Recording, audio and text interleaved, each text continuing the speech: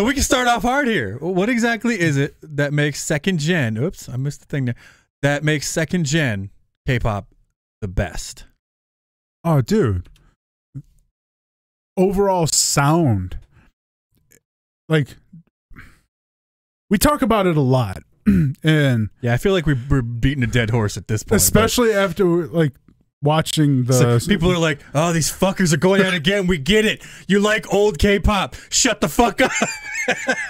I watch myself in videos like, man, I talk about that shit a lot. I really need to shut the fuck up. That's because we do, but it's because of how shitty K-pop has become. Yeah.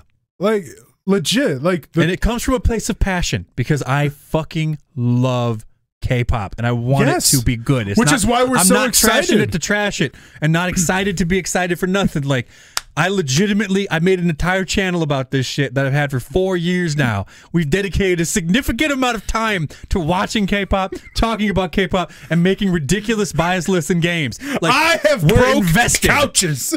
He's broke couches and chairs, giggling and wiggling and being happy at Hillsong and Chaorong. Man, I'm telling you, my furniture has paid the fucking price. So is my wallet. Dude, I just had to buy a new $2,000 couch. Straight up, you need to just put a little clip of what we did for Patreon so they can see what you're talking about the giggling and wiggling. Because that's what second gen does though, man. Yeah. It's the sound that we grew up with. That early 90s, do whatever the fuck you want kind of thing. Yes. Like, and it was fearless back then. Yeah. And like, it's not to say that K-pop now is all trash, but the problem with K-pop now, and this is literally 5 years later, like it's not even like oh fucking grandpa is like no, it's being pulled into the same damn bucket. All of like 95% of the guy groups are BTS clones, right? And BTS is, I'm sorry, BTS has not been good since DNA. I will beat that dead horse into the fucking ground.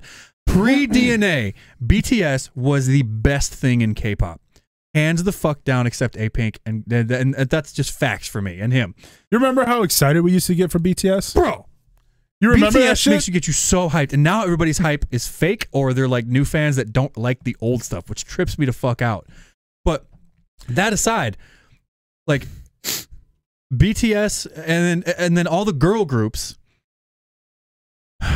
most of the girl groups have switched away from like the cute, innocent concepts, which I understand.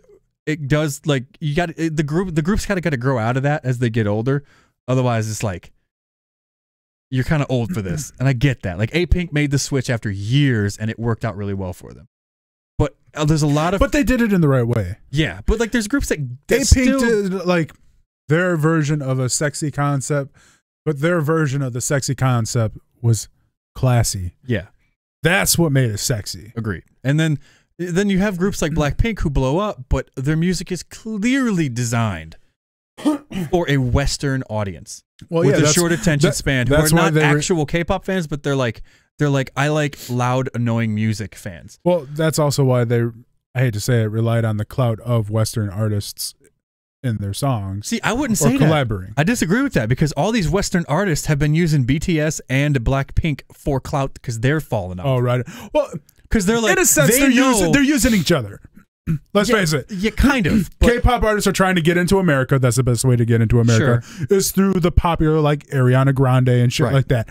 Whereas in turn, they're using that K-wave that's hitting to boost them to get K-pop fans to listen to their shit. Yeah, but in terms of like the people that are actually seeking the publicity for it, at least initially, is all the Western artists. Because, by the way, I have to say this because it's been on my mind for a long ass time. I hate the fact that BTS used a Keb Mo song in their song and destroyed it.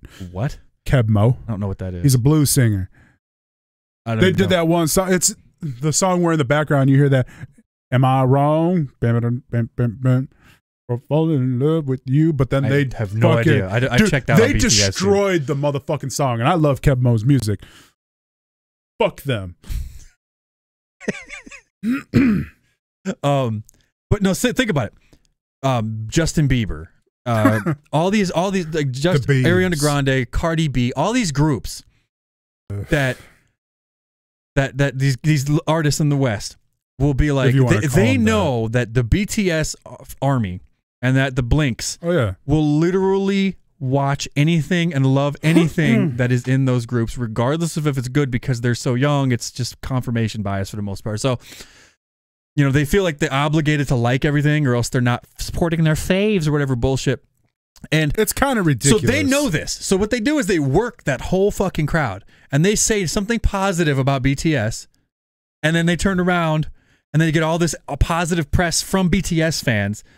And then they get this huge wave of fans that are like, I'm going to watch your stuff now. And then they do a collab, and the collabs are almost always awful. And I will not, I'm not going to say anybody's names. I'm not going to say nothing, but I know a producer. I know a couple producers actually who write music for both sides, both Western and K-pop artists. I know who you're talking about. And no, it's actually, hey, no, it's not them. It's somebody else. I'm not going to say who, but but they wrote songs with Western artists on there.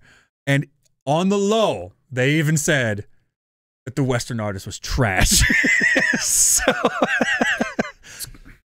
but there's still groups that like, that I really appreciate. Like Twice, musically, has not made my favorite music aside from their last one, Can't Stop Me, which was really good. But after Likey and like Fancy was okay, kind of grew on me, but there was a big string of stuff there where I just didn't vibe with them at all. But the one thing that I will always love about Twice is that they're always true to Twice. They stay consistent. They don't try to appeal to that Western market as a cash grab, and they are what they are, and they have that big audience that they have because they are what they are. And makes you respect them a lot more. It makes me respect them a lot more. It makes me appreciate that a lot more. If you enjoyed this clip of the K-Pop Afterbirth, go over to our YouTube channel, K-Pop for Life, and watch the video in its entirety, as well as about 1,000 other videos. Become a subscriber, drop a like, leave a comment. Always happy to hear from new people. And as always, keep on popping, K-Poppers. Remember, it's not a trend. It's a lifestyle. Deuces.